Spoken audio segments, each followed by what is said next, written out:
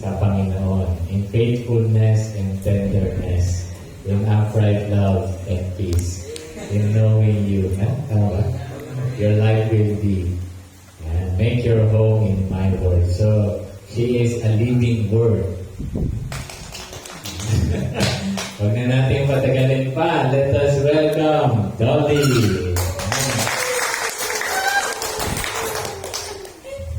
Dolly.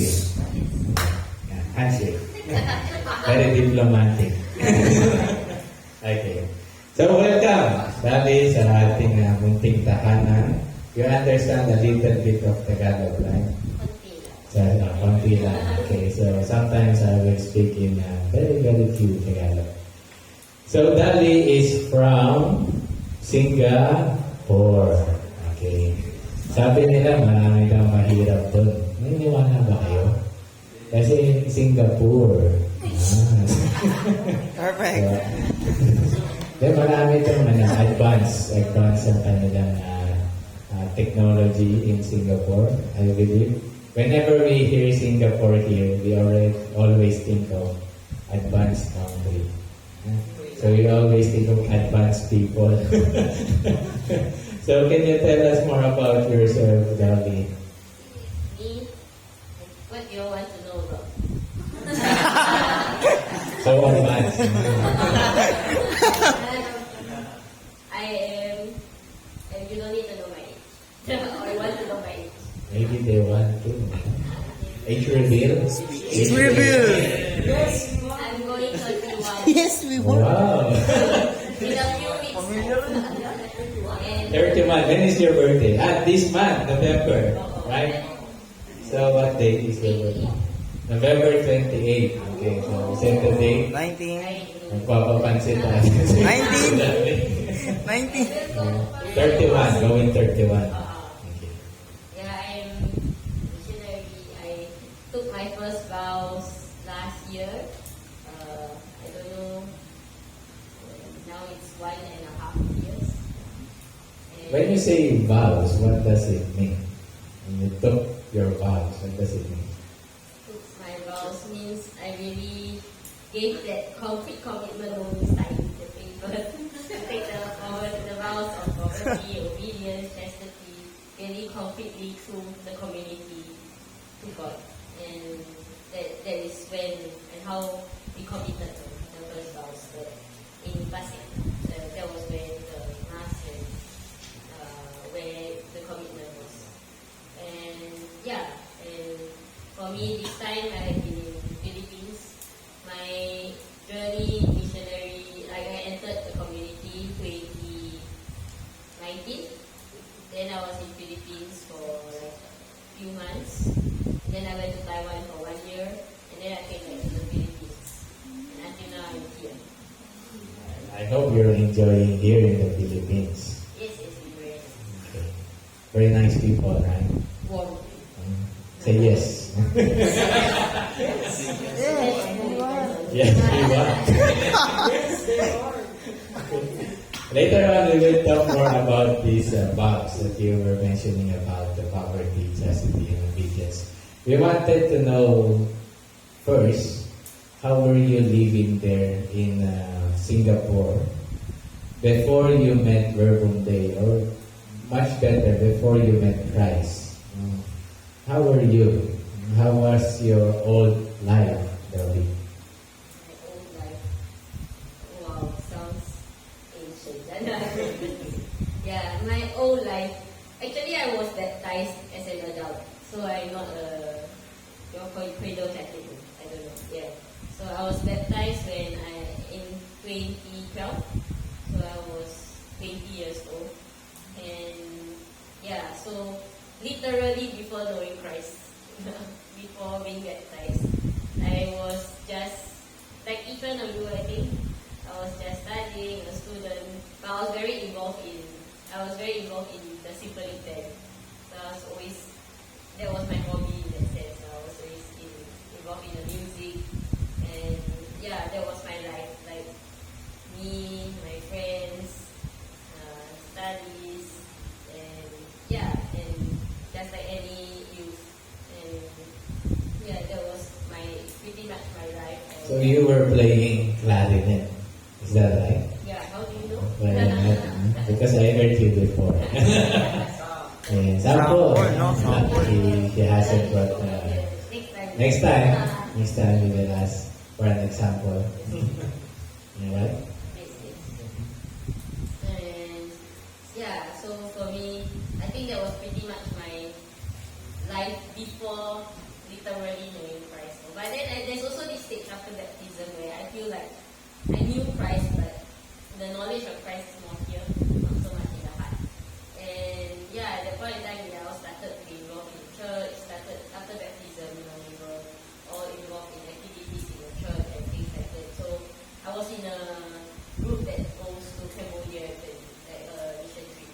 So that was when I started to, I think there was that desire already in me to do something for God, but I didn't understand what was there. So how were you involved to the church? Kasi you didn't have a faith before, you didn't have Christ. Who invited you like to go to church, or it was your personal initiative to go to church?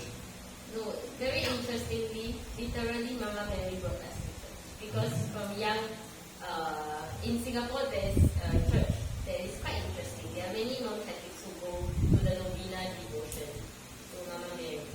Okay. So even if you're not Catholic, you pray the devotion. So, Wow. there are many. If you ever get the chance to go there, this church, the Perpetual Help, the Redemptive Branch, they are really of all walks and faith. They are Tamils, they are Hindus, they are non-Christians, many non-Christians who go for the devotion. And like we just kind of believe that, I don't know, there's this very strong belief and faith that Mama Mary is there in the family and somehow it helps. And yeah, so my family was one of those families going for the devotion. So it seems like Mama Mary is more famous than Jesus Christ. Like there are more Marians than Christ, than Christians. Okay, she brings us to Christ. Yeah, That's really, right. Yeah. literally, she brings us to Christ. So That's for me, that was how my family knew the faith. Like every family, we have our struggles. So when I was young, when my parents had the fair share of struggles, and then we started going for the devotion. We started going for the devotion, and then week after week, since I was really, I don't remember much, but since I was a toddler, when I could just walk, I kind of knew that we were going there, and yeah, that was how little by little we got to know the faith. But we didn't really, it didn't cross our mind to get baptized. I feel like many years later, 18 years later, when my mom first got baptized, and then yeah, and little by little, when we grow older, we started seeking to know who is Mama Mary, who is Jesus. Like we started to question. Yeah, and that was how we were faith connection. That's interesting story. Mama Mary, thank you. So going back to Cambodia, what happened next? Going back to Cambodia, what happened next? Yeah, so at that point in time, I was very, after baptism, I was involved in that, the Cambodia trips. Well, I didn't like went 2 or 3 times, but then I was involved in, I was serving, I think. So at that point in time, I was also involved in the church in different ways. So the youth group, the youth young adults then, and also the what do you call it, the choir. Yeah. So that was how I lived my life and my faith then, like when I just knew Christ here. But I think somehow he was trying to make me really understand and know him more as a friend in my heart. So little by little, it was through this group also, the Cambodia trip group. I had a friend from another university, and the chaplain of the university was missionary in Bologna. So that was how I got to know the community. When I first heard them preaching, and I realized Jesus is different. That's interesting. Chaplain is a missionary. The sister of Elaine. This is, okay. Sandra. Sandra Sio. Okay, so now everything is connected. That was Okay. how God brought me to the faith. Okay, the purple thing also. Yes. So what did you find in Verbum Day that you really like That Jesus is really alive as a friend. as a friend? Yeah, he's like someone you can speak to, not just in the theory, not just someone who, yeah, distant. But really when, I think what really marked me was like, wow, Jesus is alive. Jesus is really talking to me in my everyday life. And like, what struck me in their preaching was how really he's alive to them, and it made me want to really have Jesus as my friend, my brother. That's one particularity of Verbum Day that I also noticed because I've been going to church before every Sunday. It feels like, in a way, the way that things are structured, like God is far, because we're very far from the tabernacle. But in Verbum Day, one thing I noticed is that we're very near to the tabernacle, and it's just a wood. So it shows that closeness and simplicity of God. And not only that, it was structure, but also from the people and from their teaching. And so that's a very beautiful thing to know, that God is very close to us, and that He is our best friend. And yung best friend sa likod din. Okay. So moving forward, yeah, you've been like a disciple, missionary disciple in Verbum Day for some time, I can imagine. So, Well, I think some of you are longer disciples than me. okay. I only entered as a disciple in 2016, October. Alright. And then before you discerned to enter as a consecrated missionary at 2019. But it kind of happened at the same time. I felt called Ah, to okay. listen, and then I became a disciple. Alright. Yeah. Okay. So what made you like start to discern, that you're called to be a consecrated missionary? I think there were little moments, and one of the first moments was when I went for the Cambodia trip, my very first Cambodia trip. And for me, it really struck me the simplicity of the people, and I just felt God moving my heart to live life in a. I didn't really know what it meant, but after the trip, I just knew that God was calling me to live life in a different way, not like what I imagined to be just working 8 to 5 job.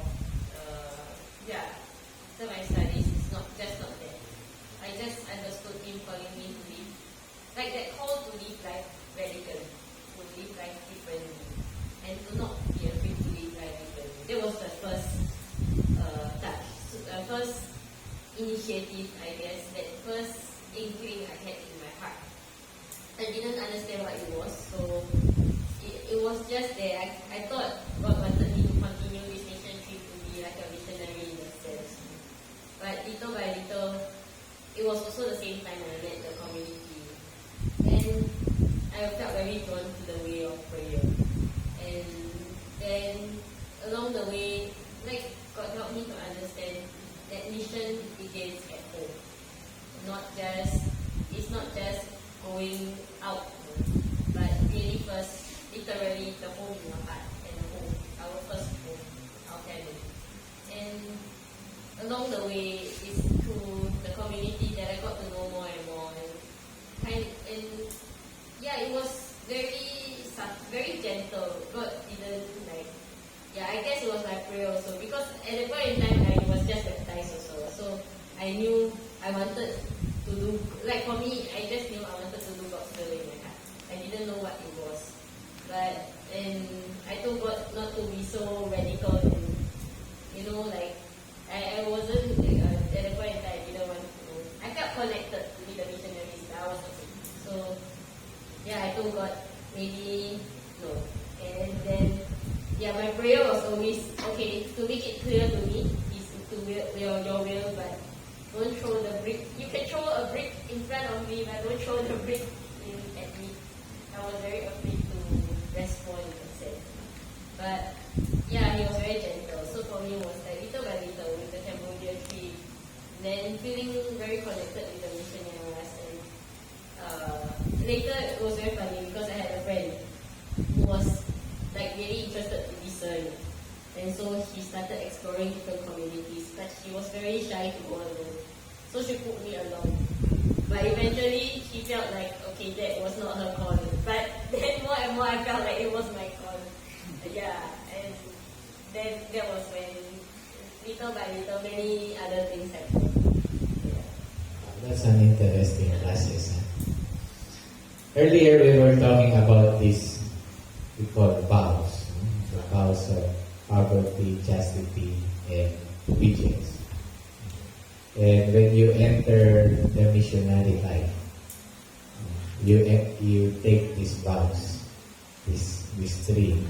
So how did you understand these three vows? Like, because just a background, these three vows are coming from the lifestyle, the life of Jesus. It is His way of living. It's an evangelical life. Poverty or simplicity, yung chastity ay yung purity of heart, and obedience. So this is how Jesus lived. And as we are called to follow Jesus, we are also called to live these three. And that's what we learned sa mga youth last Sunday. This is a talk about incarnation. So, Dolly, what are the, let's say, like how do you live these three vows? And also, what are your challenges in living them as you try to live like Christ or incarnate Christ in your life? It's a very tough.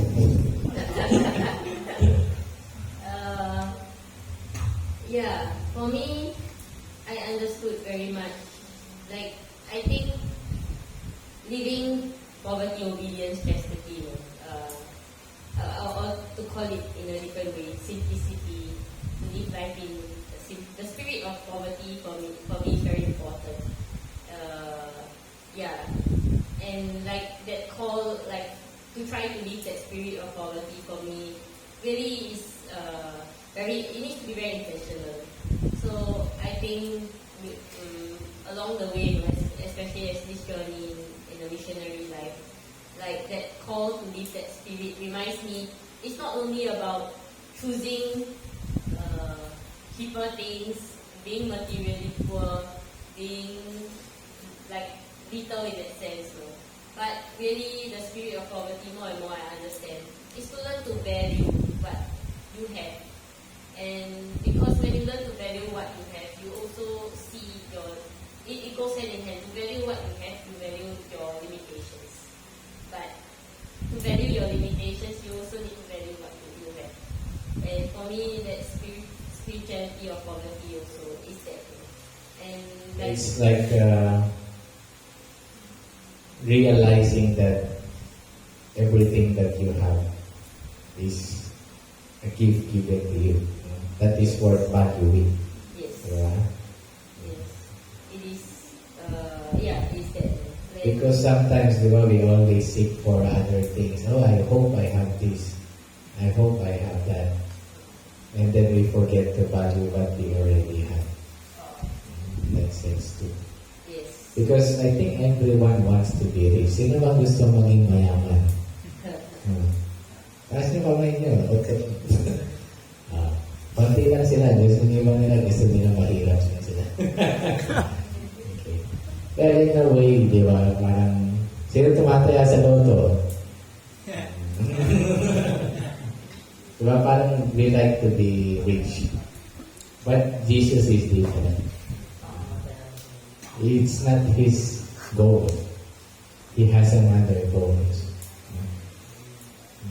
I think, like, Jesus really lives that life, that spirit of poverty in a different way. That, yeah, I think He wants to be rich also in a different way. The richness is not that material richness. We all are given that desire for a reason. But I think along the way we understand that the true richness we need and the true richness we want is different.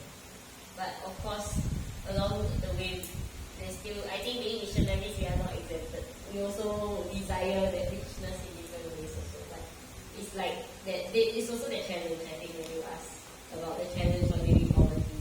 Also, we desire to be rich. Maybe now we make the vows of poverty, we take the vows of poverty, but we still desire to be rich in talents. Maybe we see that, oh, the other missionaries are very talented. They can preach, they can dance, they can sing, they can do so many things, no?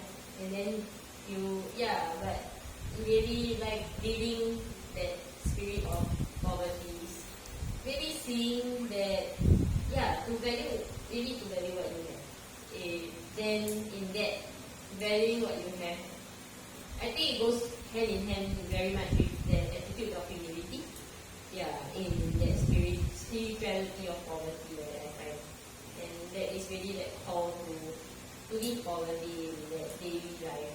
Is really beyond that material, but intentionality in how we choose to live each day, each moment. So, for me, living the spirituality of poverty is very much That makes us very so at peace also, diba? That we don't need to compare what we have with what others have. Like for example, itong lalaking to is pogi. Tapos ako mas pogi. Kasi we tend to always compare, right? Especially as students. I think everyone, even missionaries na, we are going to be also still. But in the context of the students, like the intelligence of someone, the popularity of someone, buti pa to, joker, corny. Buti pa to, ganyan, matalino. We don't need to compare so much ourselves, but to value what we already have, and to love who we are, what we have, and grow there. For me, really, living poverty is that sometimes we think that we need to be poor, we need to feel small, we need to not be so arrogant by seeing ourselves less than the other. But no, it's really the other way around. The spirituality of poverty is really to treasure and value what you have. Because it's only when you treasure and value what you have, and you learn to also treasure and value what the other has. And really seeing that because we are all poor in different aspects, and we have our limitations and everything, but we are all meant to be that one body of Christ and to help one another also. So for me it was really that little by little understanding poverty in a different way. When I first entered, I really thought it was just to live poverty in a material way, or to be small, to not see myself as more than the other. But God taught me along the way really is to learn to value what each one of us, each one of you have. You remind me of the parable of the talents. They have different amount. They were given 1, 5, 10. So those who received 10 sa 5, they invested it, so nag-grow. But that one who was given isang gold lang, sa talent lang, maybe he got shy. Konti lang ang meron ako, so he kept it, he didn't value it, so hindi nag-grow. And that was his fault. So to value really, whatever we have, and value what others have. So how about this purity of heart, this chastity? How really? For me, the purity of heart really comes in the intentionality of loving. I think for me, many times, like, this question is, like, God always reminds me of this question. In every decision I have to make, what is the most loving thing to do? And for me, that comes really very hand in hand with the purity of living that vow of chastity, of purity of heart. Because, unconsciously we all have little intentions behind our way of loving. And yeah, that call to live this life of this purity of heart really is to allow God to question me. What is the most loving thing to do in every decision? Whether is it to help the other? Sometimes helping the other is not, maybe it's not the most loving thing to do. You might be causing the other to rely on us or things like that, or not helping the other. It really depends on each situation. So, like I find God always asking me this question: what is the most loving thing to do? And that is how that call to really that purity of, like that constant purification of the heart, in that way of living. And it's really like loving the way Jesus loves. Loving the best way you can love the person. I got an interesting question. It's up to you if you want to answer it. Did you have a boyfriend before? Sabi na eh. No, I never had. Ala! Deja vu! Have you ever thought of having a boyfriend? Well, okay. It didn't really cross my mind in that sense. For me, always it's just like that. Like I don't know. For me, it's like I told God, if it's meant to be, then like that nature takes its course in that sense. But it wasn't like a strong. Like I need to find someone. Yeah. That was then. Yeah. Alright, that's interesting. So, she really has a pure heart, in terms of love, as in a way, not only in terms of quality, but also quantity. You can love many. Yes, I think for me, yeah, for me, really God reminds me that the purity of heart is what also really attracts me to Jesus. That purity of heart is to be able to love everyone, and like along the way, sometimes we see that I don't know, chastity is just restricting our heart to love a lot, to be committed to that love in a certain way, but really it's that freedom to be able to love everyone and anyone. I think that's the call, and yeah, for me, it's little by little the journey, like learning to love everyone and everyone, and also unconditionally. I think is the call, that constant purification in the journey. I like that constant purification. We are all on that journey. Yeah. That's the way to have a pure heart, constant purification. So how about obedience? How are you living it out? And how do you understand it? For me, obedience, I like once because in our formation years we had like formation about the different routes, and one thing that was shared with us really struck me. He was sharing with us, one missionary was sharing with us how obedience has different levels. First, whether you are just plain obedience, you just obey, or you obey by your will. And then the next level is obedience by understanding. And yeah, for me it's that constant reminder to live like, because to obey at the very if like someone tell you your superiors, in a sense, or like when you are told, or when others tell you something and you obey, but in our heart you don't agree. That is just the first level, basic purity, the basic level of obedience. And the second level of obedience is like, okay, you give your will, I obey, but if anything happens, it is your fault. You told me to obey, but if you obey by understanding, is when you really assume also the consequences, even if something goes wrong after that. And I think it's that call for me to live obedience in that sense. Really that, like, seeing obedience as, for me, I see obedience actually as freedom. Sometimes we see it very much as obedience restricting us. But really when we are able to give our will, when we are able to, because we love the other, and when we are able to trust and also like try understand as best as possible what the other intends or what God intends of us.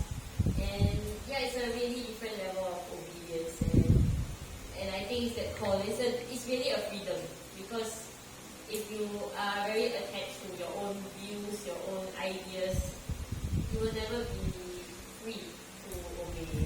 So for me, living obedience is very much to be free. Yeah. Contrary to what maybe we might think, or what I used to think at least, that obedience is always the same. But sometimes it's different and really requires a lot of understanding. That's a very paradoxical thing to say, no? Like, to obey is to be free. Sounds like the other way around. I mean, like, to obey is not to be free because you're obeying. But the way you say it, it's true. You are free to follow the will of God. And you are also free to follow your will. But are you really free? That's the question. When you follow your own will. Or you're just slave by your own desires. So what is more free, what is the authentic freedom, is to use your will to follow the will of God. I remember Jesus, he said one time, "No one can take away my life from me.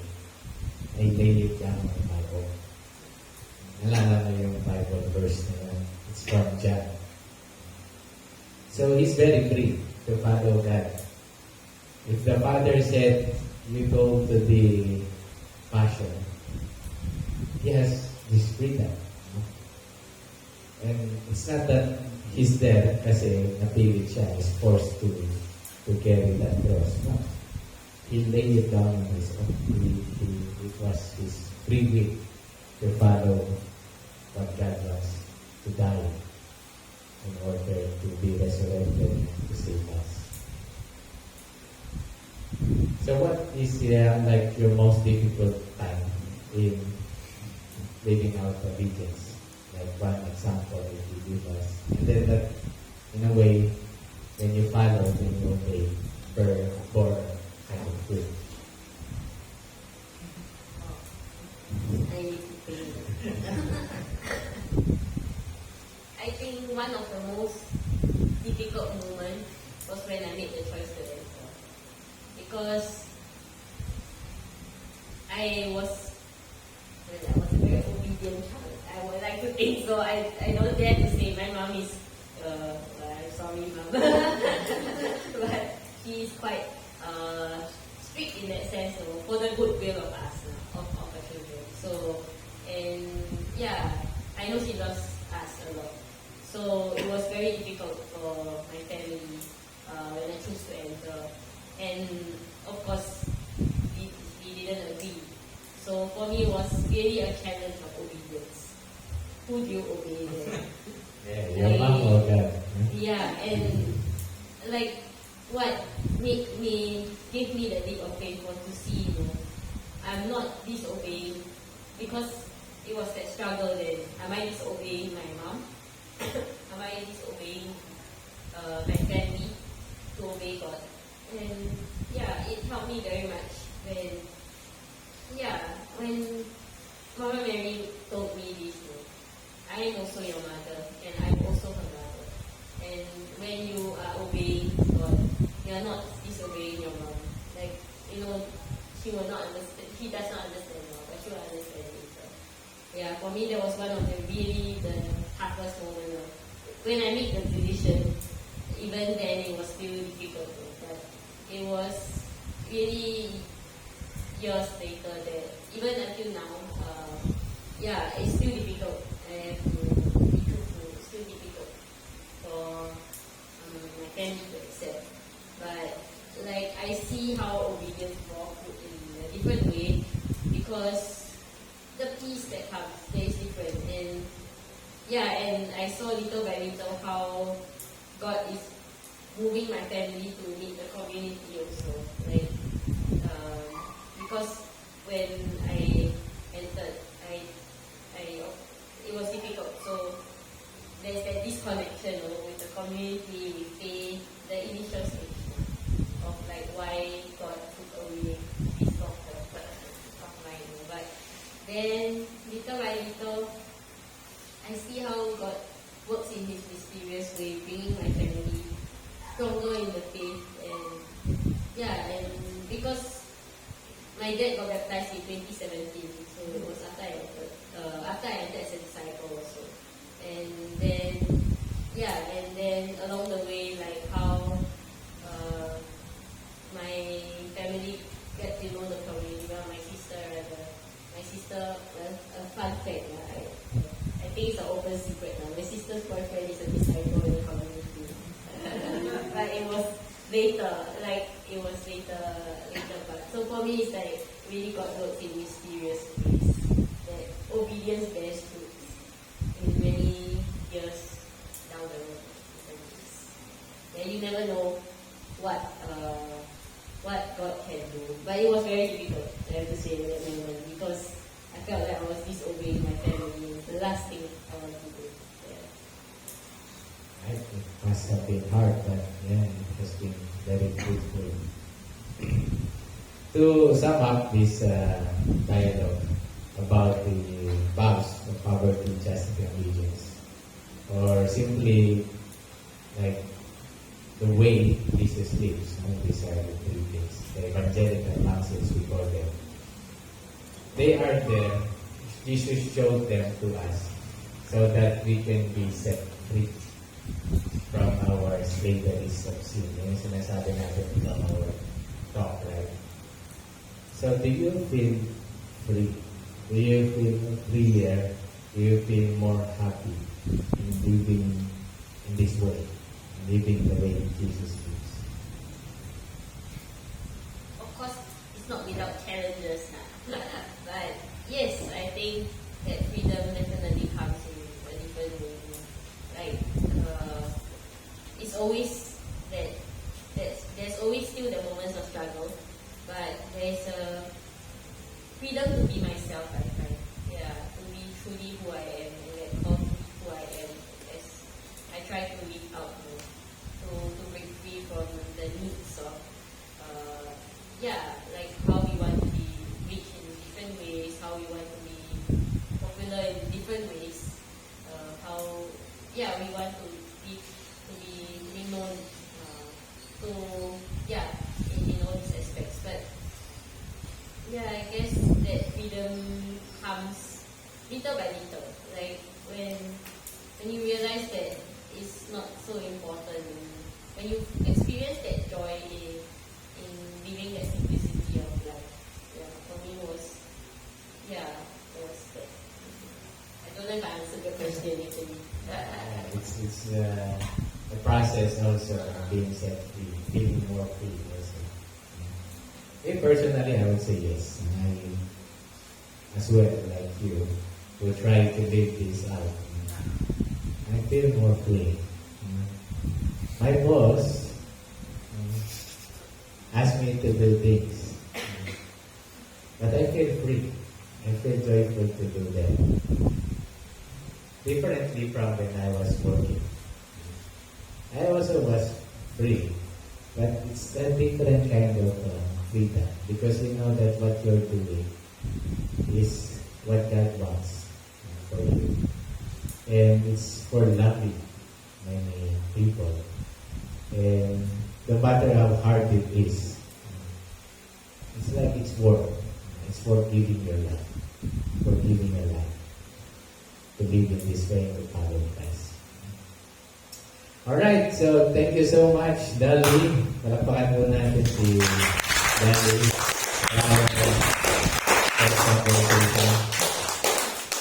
Now, this is the time that perhaps some of you are waiting. Okay. I hope nakapag-isip kayo ng mga tanong na pwedeng itanong sa ating guest for tonight. Ito yung isang moment na ako personally nag-enjoy din ako kasi this is the time to answer the deepest questions of our hearts too. And we have different kinds of missionaries who have walked through life in different ways to help us, to share with us their wisdom. So, if anyone has a question, just raise your hand. We'll have our Q&A. Okay, mahiya, don't be shy. Pwede kayong magtanong in Tagalog ay i-translate yun. Tandaan daw ng mga magmimisyonera sa likod.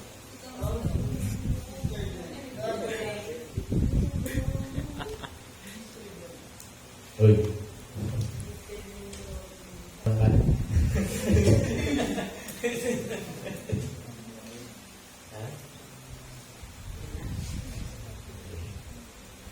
So I'll go first. Ayan, okay. So, Sister Ate Dolly, what is that something that you perceive as your strengths and weaknesses in doing the mission?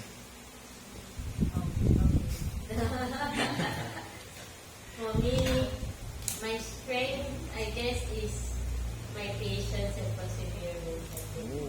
Yeah. And my weakness would be, I'll tell you later. My weakness would be,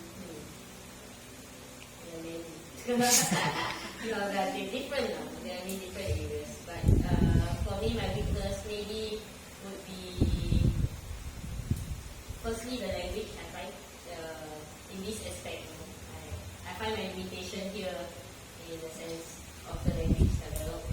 But at the same time, I think along the way God helped me. This year's, I think my mission here especially, God gave me that patience and the perseverance to try, to do my best, to try to listen, to try to understand, to be there. Sometimes, especially it's very funny our neighbors in the mission, like the kids or the neighbors, they will speak to me pure Tagalog, no Taglish. I really don't understand, but the patience and perseverance is to be there to understand. Sometimes they really just need the presence, no? And that is the mission, and it's the ministry of presence, and that. But of course, I would really love to understand and to be able to respond. But that is my limitation at this time. But yeah, I guess that for me is that.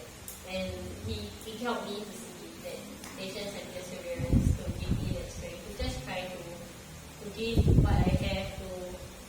Yeah, sometimes we try to Google Translate the Tagalog and try to speak in the best way I can, even if I don't understand what I'm reading. But I know behind, what is the intentionality behind it.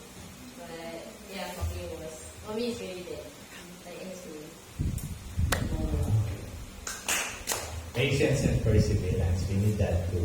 So, hawaan mo kami.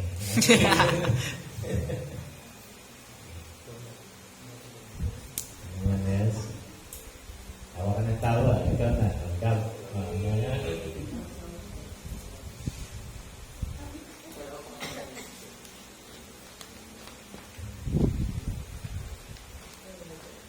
The question is when will you accept me? Joke. Pass.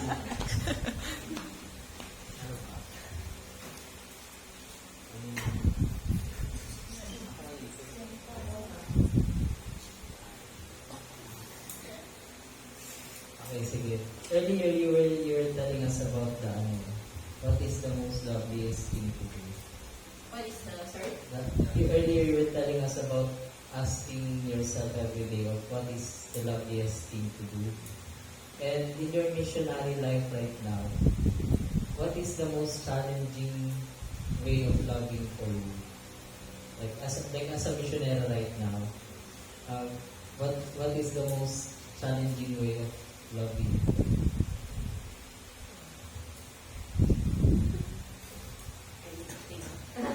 You all ask very good questions. For me, what is the most challenge? Yeah, the question always is what is the most loving thing to do, but it's still a challenge. And I think one of the challenges would be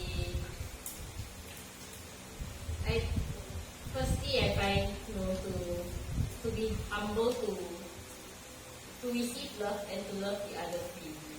I find it's one of the biggest challenges because unconsciously when we love the other, we always have like, this person can help me in a certain way or this, but that call to love really the purity of heart. That,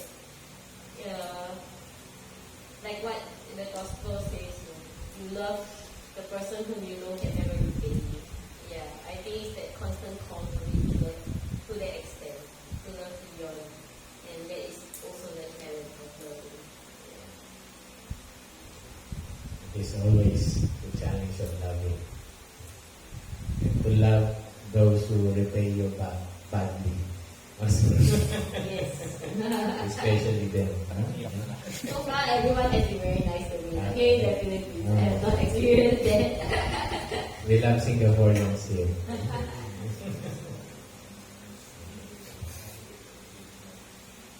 Alala ko yung gospel is coming Saturday yun. Huwag magpapahanda ka kung sa mga hindi kaya mong bigay. Pabalik. Kami yun. Okay.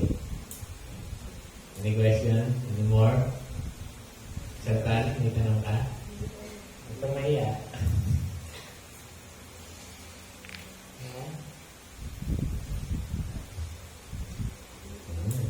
One or two more questions. Oh.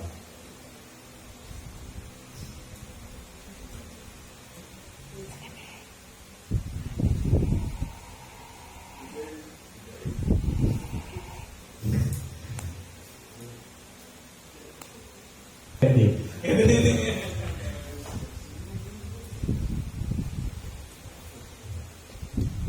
I don't know if I have a question, but I would just like to, maybe you don't realize it when God was asking what's the hardest in terms of loving. Because you are a Singaporean, you are coming from a first world country, and you are here in, say, third world country. But then you can opt to just be comfortable the way you can just love what you love.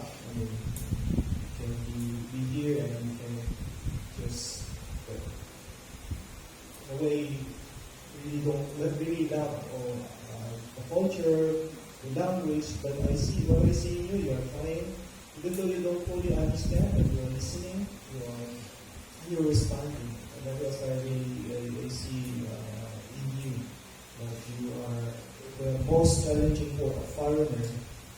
You have really shown that you all that somehow you are trying to overcome it but of course it's not just your own strength, your own will. And I see really the fruit of prayer and the fruit of getting contact with God. Maybe the other one that I was really saying, when you were explaining, I really loved when you share about poverty. And then also the one you said that intentionality, of believing it. Because as you can see, maybe this is too much to, you are holding a 23,000 warrants microphone. And if you think about poverty, it was like, how come we have these poverty and we have one of the most expensive microphone in the market. But then the intentionality is what is our intention? Is that we enrich others. We live poor because we want to enrich others. In what way? By a good microphone that everybody can hear it well. And then not just buying things, very cheap things because we're living poverty. And then one time it breaks, and you have to find again. I mean, you buy it again. So then, what is really then poverty? That's what I was coming to me when you were sharing. Thank you for that. Because it reminds me that to lead poverty just riches is also a clarity of intention. Why I'm living with something like that. maybe the question, maybe, I don't know, they understand you. I mean, when you said you were just recently baptized and your father was recently baptized, 2017, I don't know if they get it. Because we are so accustomed here, we are 99 out of 80% Catholic Christian. Where you are coming from, there are just, I don't know, 3%. Okay, and that is really something. So this is sharing already. When I was there, we had a birthday 2006 mission trip in Singapore. I think it was the first and the last. how old were you then? That was really amazed me because I never realized that being out from 80% Catholic, Christian Catholic, and going to a 3% minority, I really see your faith there is so alive and so you are really blown me. Now, when you were sharing about that you are just recently baptized and your father was the fruit of being your yes to God, in the sense, no, as a disciple. And I was really like, wow, this is really something extraordinary. And I really will say thank you for your yes. Because maybe for us it's very early time to say yes to be a disciple, but maybe we don't really realize the positive impact of that in the lives of others. So thank you for your yes.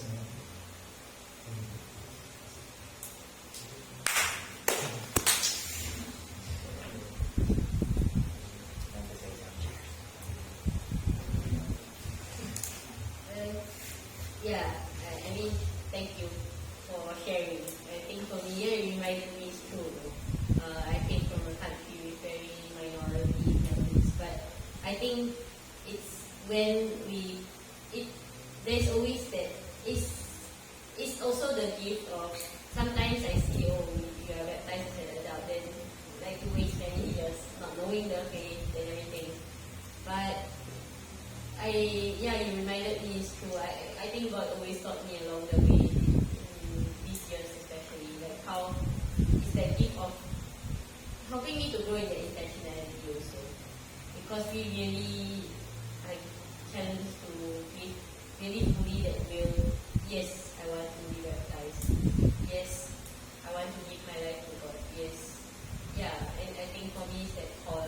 Maybe because of the minority percentage and many are converts to Catholicism, it challenges us really that intentionality and pushes us also to be alive in the faith, I think. Yeah. Alright, thank you so much, Dolly. Thank you for your yes. Nag-expired na yung English ko. Yes. Expired na yung English namin. Kaya. Alright. And we give thanks for the opportunity na makasama ka namin here, even though you were feeling sick a few days ago. You opted to be here.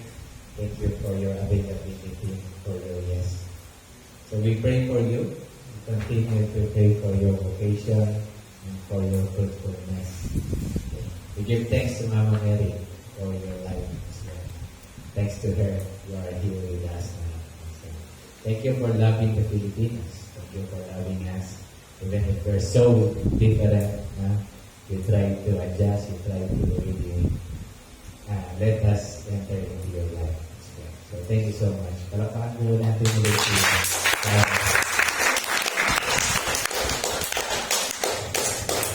So let us take a picture. Okay. Right.